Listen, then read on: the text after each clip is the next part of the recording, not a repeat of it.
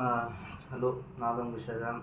இப்போ நம்ம எதை பற்றி பேச வந்திருக்கோம்னா, இப்போது street dogs versus pet dogs அது இது போய்கிட்டு இருக்கு. இது ஜென்ரலாக நான் என்ன சொல்ல வரேன்னா, ஸ்ட்ரீட் டாக்ஸுக்கு வந்து எதுக்கு நிறைய பேர் அப்போஸ் பண்ணுறாங்கன்னா, ஸ்ட்ரீட் டாக்ஸ் நிறைய இடத்துல வந்து கொஞ்சம் வல்கராக பிஹேவ் பண்ணுறது, அது கடித்து நிறைய பேர் ரேபிஸ் வந்து ஏகப்பட்ட பேர் இறந்து போகிறாங்க. ஆனால் இதெல்லாம் வந்து லோக்கல் ஏரியாஸில் மட்டும்தான் நடக்குது, நிறைய ரிச் ஏரியாஸில் நடக்கிறது இல்லை. ப்ளஸ் வந்து என்னென்னா, அவங்களாம் என்ன சொல்கிறாங்கன்னா, அது கொஞ்சம் ஸ்டாப் பண்ணுங்க, அதோட பாப்புலேஷன் கொஞ்சமாவது குறையணும். ஃபஸ்ட்டெல்லாம் தெருவுக்கு ஒரு 2-3 இருந்தது, இப்போலாம் தெருவுக்கே ஒரு 8 டாக்ஸ் கிட்டலாம் சுற்ற ஆரம்பிச்சிருச்சு. அதுதான் வந்து நிறைய பேர் இதை அப்போஸ் பண்ணுறாங்க. ஸோ பாதி பேர் வந்து என்ன சொல்கிறாங்கன்னா, ஸ்ட்ரீட் டாக்ஸும் ஒரு உயிர் தானே, அது பாட்டு அதை டிஸ்டர்ப் பண்ணாமல் தான் அது இருக்குன்னு சொல்கிறாங்க. இன்னொரு பாதி பேர் என்ன சொல்கிறாங்கன்னா, ஸ்ட்ரீட் டாக்ஸ் இருக்கிறது பிரச்சனை இல்லை, அது வந்து பாதி பேர் நீங்கள் ஃபீட் பண்ணுறீங்க. அதாவது ஒரு சிலர் வந்து பெட்டு வளர்க்காமே ஃபீட் பண்ணுறாங்க, பெட்டு வளர்க்குறவங்களும் ஃபீட் பண்ணுறாங்க.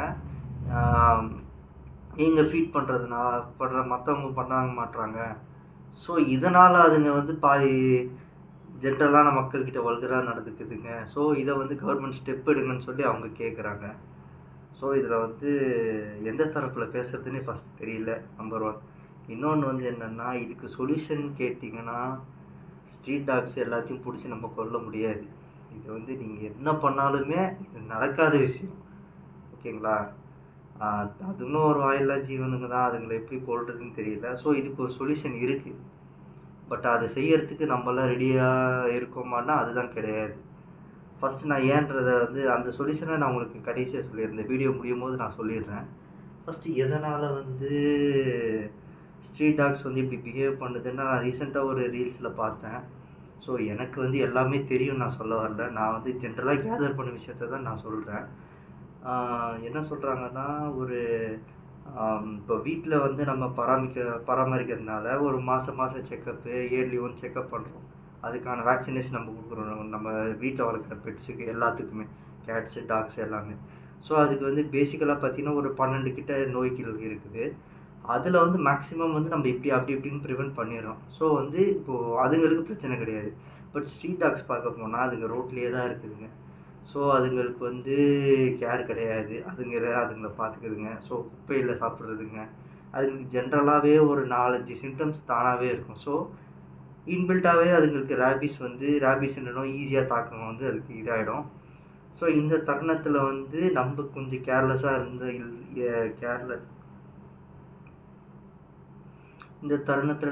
கேர்லெஸ்ஸாக இருந்துட்டோம்னா அதுங்கிட்ட கடிப்பட்டு கண்டிப்பாக நமக்கு ரேபிஸ் வர சான்சஸ் இருக்குது. எனக்கு தெரிஞ்சு நான் கண்ணால் பார்த்த ஒருத்தர் வந்து ஒரு சன்னு வந்து இந்த மாதிரி தெருநாய் கடிச்சு, எனக்கு தெரிஞ்சு 5 மாதமாக அவர் சுற்றினார், ஹாஸ்பிட்டலாக சுற்றினார். அவர் கதறினதெல்லாம் நீங்கள் கேட்கணுமே, ரொம்ப கஷ்டமாக இருந்தது எனக்குலாம். ஆனால் எப்படியோ அவர் பொழைச்சிக்கிட்டாரு, நல்ல விதமாக பொழைச்சிக்கிட்டாரு. ஸோ அவர் நார்மல் லைஃப்க்கு திரும்பிட்டார். காலேஜ் போகிற பையன்தான். ஸோ நிறைய பேருக்கு கேட்டிங்கன்னா அந்த மாதிரி இல்லை. நிறைய பேர் சின்ன பசங்களெல்லாம் வந்து டார்கெட் பண்ணி கடிச்சு ரொம்ப கொடூரமாலாம் இறந்துருக்காங்க. அதெல்லாம் பார்க்கவே கஷ்டமாக இருக்குது. நான் ஒரு 2-3 இன்சிடென்ட்ஸ் வந்து கீழே ஷேர் பண்ணுறேன், நீங்கள் அதுவே பாருங்கள், ரொம்ப கஷ்டமாக இருக்கும். குழந்தைங்களெல்லாம் தெருநாய்ங்க வந்து போய் கடித்து தரன்னு இழுத்துட்டு போய் என்ன சொல்கிறதுன்னு தெரியல, இந்த மாதிரிலாம் ஆகிருக்கு. இது அந்த நாய்ங்களோட தப்பான்னு கேட்டிங்கன்னா அது நம்ம சொல்ல முடியல. இன்னொன்று என்னென்னா, பெட் லவர்ஸ்ன்னு சொல்லி நான் முக்கியமாக இவங்கள தான் பற்றி பேசணும். எல்லாருமே பெட் லவர் கிடையாது. அதாவது நீங்கள் வந்து ஒரு நாயை நான் வந்து தெருநாய்க்கு சோறு போடுவேன், என் இஷ்டம், அதெல்லாம் நீங்கள் கேட்கக்கூடாது. அந்த மாதிரி சொல்கிறவங்களுக்கு வந்து என் இஷ்டம், நான் தான் சோறு போடுவேன், அது நீ கேட்குறதுக்கு நீ யார் அப்படின்னு சொல்கிறவங்களுக்குலாம் நான் இந்த வீடியோவில் இந்த போர்ஷனை நான் மெயினாக சொல்கிறேன். என்னென்னா, இப்போ நீங்கள் சாப்பாடு வைங்க, நீங்கள் என்ன சாப்பாடு வைக்கிறீங்க? மீந்து போன சாப்பாடு தான் வைக்கிறீங்க. அதாவது உங்கள் பெட்டுக்கு நீங்கள் வைக்கிற ராயல் கேனின்னு எனக்கு தெரிஞ்ச 2-3 இதெல்லாம் நீங்கள் வைக்கிறீங்களா? இல்லை. இதுக்கு வேக்சினேஷன் பார்க்குறீங்களா? இல்லை. அது என்ன நிலமையில் இருக்குதுன்னு தெரியுமா? அதுவும் இல்லை. 4 மீந்து போன சாப்பாடை வச்சுட்டு நீங்கள் பெட் லவர்னு சொல்லிக்கிறீங்க. இதெல்லாம் நியாயமே கிடையாது. அப்படி நீங்கள் உண்மையிலே பெட்டை இது பண்ணால் அந்த பெட்டை நீங்கள் வேக்சினேஷன் பண்ணி நீங்கள் பார்த்துக்கோங்க. நீங்கள் கேர் ஆஃப் ஓனர்ஷிப் எடுத்துக்கோங்க. அது எடுத்துக்காம நீங்கள் வந்து சாப்பாடு வைக்காதீங்கன்னு அவங்க சொல்கிறதுக்கு காரணமும் இருக்குது. அவங்க வைக்கக்கூடாதுன்னு சொல்கிறது தப்பு தான். ஆனால் நீங்கள் அதில் இந்த மாதிரி அர்த்தமும் இருக்குது. சாப்பாடு வச்சா நீங்கள் அப்புறம் மீதி ஒரு 2 நாளைக்கு தான் வைக்கிறேன், நான் தான் பார்த்துக்கிறேன்னா நீங்கள் கொஞ்சம் பார்த்துக்கோங்க. மற்ற அதே நாய் வந்து திருப்பி அவங்க வீட்டு ஆளுங்களை கடிச்சா அவங்களுக்கு தானே கஷ்டம், உங்களுக்கா கஷ்டம்? ஈஸியாக வந்து சண்டை போட்டுறாங்க நிறைய பேர். ப்ளஸ் இன்னொரு விஷயம் வந்து என்னென்னா, பெட்டை அடாப்ட் பண்ணுறவங்க நிறைய பேர் கூட இந்த மாதிரி டாக்ஸை வந்து ரோட்டில் விட்டு நான் பார்த்துருக்கேன். எப்படின்னா பேருக்காக வாங்குவாங்க பெட்டு. நானும் வந்து ஒரு பெட் லவர் அப்படின்னு சொல்லிட்டு ஒரு பெட்டு வாங்குவாங்க. அதுக்கு சரியாக சாப்பாடு வைக்க மாட்டாங்க. அதுக்கு வாக்கிங் ஜென்ரலாக கூப்பிட்டு போகிறது அந்த மாதிரி எதுவும் பார்த்துக்க மாட்டாங்க. ஓகேவா? வாங்கின 3 மாதத்தில் திருப்பி கொடுத்துருவாங்க. இப்படியெல்லாம் வந்து தயவு செஞ்சு பேருக்காக பெட்டு வாங்கவே வாங்காதீங்க. உங்களால் பார்த்துக்க முடிஞ்சால் பார்த்துக்குங்க, இல்லை தயவு செஞ்சு வாங்காதீங்க. தூரத்தில் இருந்தே பார்த்துட்டு விட்டுருங்க. இல்லைனா யூடியூப்பில் பெட் வீடியோஸ்லாம் இருக்கும், அதெல்லாம் பார்த்துட்டு அமைதியாக உட்காந்துருங்க. ஏன்னா நாங்கள் வந்து என்னோடய சிஸ்டர் வந்து இந்த மாதிரி 4 பெர்ஷியன் கேட் வளர்க்குறாங்க. அவங்க வந்து ஆக்சுவலாக ஒரு பூனை வந்து 4 குட்டி போட்டது. அதுக்கப்புறம் அதுலேருந்து ஒரு குட்டி வந்து வேணும் வேணும் வேணும்னு சொல்லிட்டு ரொம்ப நாளாக கேட்டு கேட்டு கேட்டு கேட்டு வாங்கி 1 மாதம் அதுக்கு லியோன்லாம் பேர் வச்சாங்க. அவங்க விஜய் ஃபேன் போல் பேர் வச்சு அது இதுன்னு பண்ணாங்க. நடுவில் எங்களுக்கே வந்து இந்த மாதிரி அது விளையாடுற வீடியோஸு, பலூன் கொடுத்து விளையாடுற வீடியோஸ்லாம் அனுப்பிச்சாங்க. எங்களுக்கு ரொம்ப சந்தோஷமாக இருந்தது. நாங்கள் ஃப்ரீ ஆஃப் காஸ்ட்டுக்கு தான் கொடுத்தோம், சார்ஜ் பண்ணவே இல்லை. ஸோ ஒரு நாள் என்ன ஆச்சுன்னு தெரியல, திடீர்னு அந்த பூனைங்களெல்லாம் ஒரு பெட் பேஸ்கெட் இருக்கும் இல்லையா, அந்த பேஸ்கெட்டில் போட்டு எடுத்துகிட்டு வந்து சொல்லலாம் இல்லை, நாங்கள் ரிட்டர்ன் பண்ணுறோம் அப்படின்னு சொல்லிட்டு ஃபோனில் வந்து அப்போ தான் சொல்லிட்டு இருந்தாங்க. திடீர்னு பார்த்தா வெளியே வந்து பேஸ்கெட்டில் பார்த்தா வச்சுட்டு போயிட்டாங்க. அது ஒரு 1.5 மாதம் பூனை. அது வந்து நாங்கள் கொடுக்கும்போது ஆல்மோஸ்ட் 3 மந்த்ஸ் தான் இருந்தது. அவங்க ஒரு ஆல்மோஸ்ட் கிட்டத்தட்ட 3 மந்த்ஸ் பூனை நாங்கள் கொடுத்தோம்.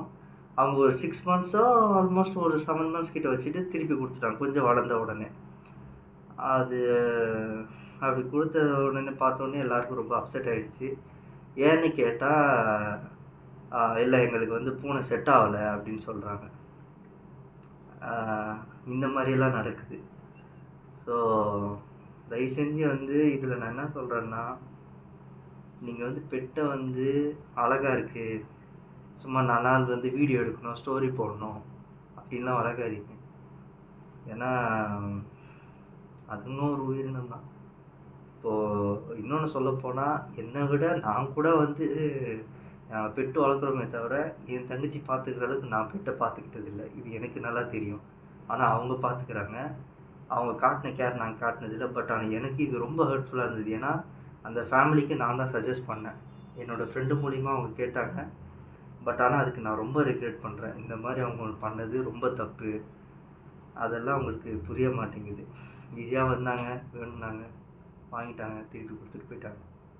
அதனால் பெட்டை வந்து தயவு செஞ்சு ஸ்டோரி போடணும் அந்த மாதிரிலாம் வளர்க்காதீங்க. வளர்க்க முடிஞ்சால் வளருங்க, இல்லைன்னா உங்கள் வேலையை பார்த்துட்டு உட்காருங்க. இப்போ வந்து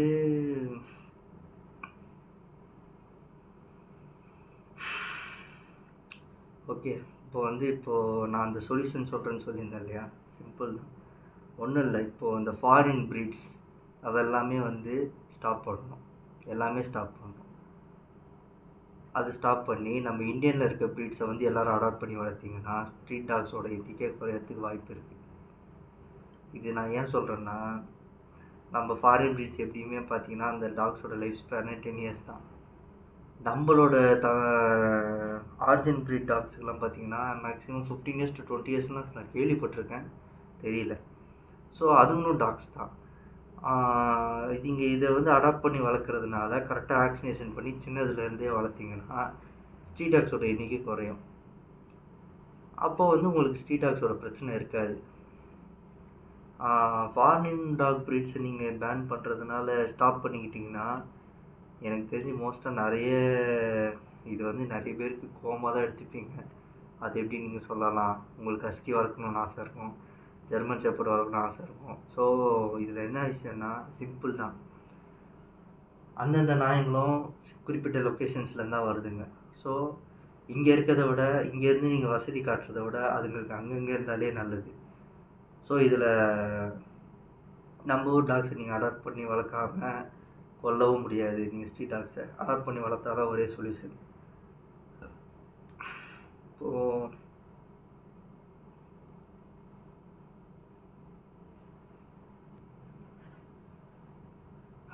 இதை தவிர நீங்கள் வேறு ஏதாவது பெஸ்ட்டு சொல்யூஷன் உங்களுக்கு ஏதாவது தோணுச்சுன்னா நீங்கள் வந்து தைரியமாக கமெண்ட் பண்ணுங்கள். நான் அதை கண்டிப்பாக ரீட் பண்ணி காட்டுறேன்.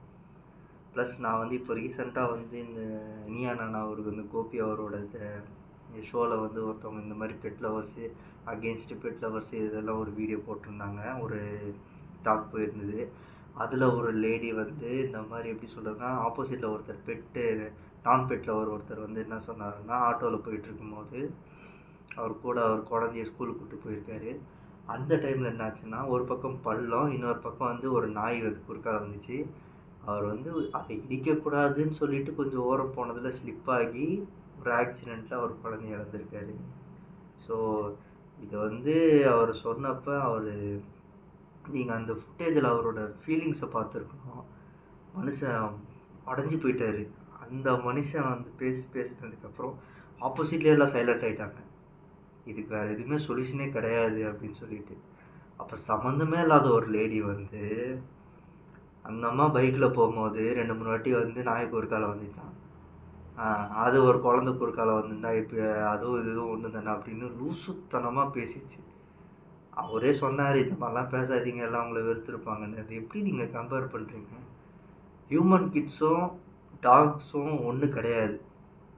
கோச்சிங்கனால அதுதான்ப்பா உண்மை. ஏன் சொல்கிறேன்னா டாக் லவர்ஸே வந்து நான் நிறைய பேரை பார்த்துருக்கேன். ஒரு பெட்டு இறந்து போச்சுன்னா ஒன்று அவங்க அடுத்து இன்னொரு பெட்டை டிபெண்ட் பண்ணவே மாட்டாங்க, இல்லைனா இன்னொரு குட்டி பெட்டு வாங்கிடுவாங்க. நான் நிறைய பேர் பார்த்துருக்கேன். இந்த லேப்ரடார்லாம் வளர்த்தவங்கலாம் இருக்காங்க இல்லையா, இறந்து போயிடுச்சுன்னா உடனே ஒரு குட்டி பெட்டு, அந்த என்னமோ சொல்லுவாங்களே ஷிட்ஸு, அந்த மாதிரி குட்டி குட்டியாக இருக்குமே, அது பேப்பர் பால் மாதிரி இருக்கும் பார்க்குறதுக்கு, அந்த மாதிரி நாய்க்குட்டியெல்லாம் வளர்ப்பாங்க. ஓகேவா? எதுக்குன்னா இதுங்க வந்து கொஞ்சம் லேப்ரடார்லாம் வந்து கொஞ்சம் அதுக்கு ஏஜ் ஆனதுக்கப்புறம் அதுங்களால் தூக்கிட்டு போகிறதெல்லாம் கஷ்டமாக இருக்குது. ஸோ குட்டியாக இருந்தால் நான் வந்து இந்த மாதிரி பண்ணியிருக்கேன். அது வந்து எனக்கு சொன்னாங்க. நான் அதை ரீசனாக சொல்லலை, லேப்ரடார் வளர்க்காதீங்கன்னு நான் சொல்லலை. இந்த மாதிரி ரீசன் சொல்லி இன்னொரு பெட்டுக்கு டிபெண்ட் பண்ணுறாங்க. ஒரு குழந்தை இறந்து போனால் நீங்கள் அந்த குழந்தை செத்து போச்சு நான் இன்னொரு குழந்தைய இது பண்ணி வளர்த்துக்குன்னு சொல்ல முடியுமா? முடியாதுல்ல. எப்படி அப்படிலாம் பேசுகிறீங்கன்னு தெரியல. ஸோ நான் என்னோடய ஓன் அனுபவத்தில் சொல்கிறேன். என்னோடய தங்கச்சி வந்து நான் 4 பூனைக்குட்டிங்களை பார்த்துக்கிறாங்க. அவங்கள மாதிரி எனக்கு தெரிஞ்சு அவங்க அவ்வளோ பயங்கரமாக பார்த்துக்கிறாங்க. அவங்கள மாதிரி எனக்கு தெரிஞ்சு பெட் லவர் என் கண்ணு முன்னாடியே அவங்க ஒரு லைவ் எக்ஸாம்பிள். ஓகேவா? ஸோ அவங்களே வந்து ஒரு கட்டத்தில் என்ன சொன்னாங்கன்னா, இப்போது ஃப்யூச்சரில் அவங்களுக்கு இந்த மாதிரி மேரேஜ் அந்த மாதிரி ஆயிடுச்சு, இல்லை அவங்க ஒரு அவங்க ப்ரொஃபஷ்னலில் வந்து அவங்க டாக்டருக்கு படிச்சுட்ருக்காங்க. ஸோ டாக்டர்னு படிக்கும்போது ஸ்டே பண்ணி ஒர்க் பண்ணணும் அந்த மாதிரி சொல்லியிருக்காங்க. அந்த மாதிரி டைமில் ஸோ அவங்களுக்கு பேபிஸ் அந்த மாதிரி பேபிஸ் அந்த மாதிரி இருந்ததுன்னா, ஸோ எனக்கு பூனைக்குட்டிங்களை விட்டு போகிறதுக்கே கஷ்டமாக இருக்கும். குழந்த பிறந்ததுக்கப்புறம் குழந்தைய விட்டு நான் எப்படி இருப்பேன்னு அவங்க அந்த ஒரு வார்த்தை சொன்னாங்க. ஸோ அவங்க சொன்ன வார்த்தையில் அர்த்தம் என்னென்னா, பூனைக்குட்டியும் முக்கியம், பட் குழந்தைன்னு வந்துச்சுன்னா குழந்தைய இது பார்க்கும்போது குழந்தை தான் ஹையஸ்ட் ப்ரிஃபரன்ஸாக இருக்கும். யாராக இருந்தாலும் அதுதான் உண்மை. ஸோ பாதி பேர் இந்த பெட் லவர்ஸில் வந்து பூனை இந்த மாதிரி நாய்க்குட்டிங்களும் குழந்தைங்கலாம் எதுவும் குழந்தைங்க ரெண்டுமே குழந்தைங்க தான், நான் இல்லைன்னு சொல்லலை. பட் ஆனால் என்ன விஷயம்னா மேக்ஸிமம் வந்து 2 to 3 days அதில் வந்து நாய்க்குட்டிங்க தானாகவே ஏஞ்சி வந்துடுங்க. அதுங்களை நடக்குங்க, அதுங்களுக்கு சாப்பிட அதெல்லாம் பழகிக்கோங்க. ஸோ ஹியூமன்ஸ்க்கு அந்த மாதிரி கிடையாது. 1 year நம்ம இது பண்ணணும், மேக்ஸிமம் அதுங்க 3-4 வயசு வரைக்கும் நம்ம பார்த்துக்கணும். So babies and dogs are different. இதுதான் நான் சொல்ல வரேன். ஹார்ஷாக ஏதாவது நான் கன்வே பண்ணியிருந்தேன்னா ஐம் சாரி, தெரியாமல் வந்திருக்கோம்.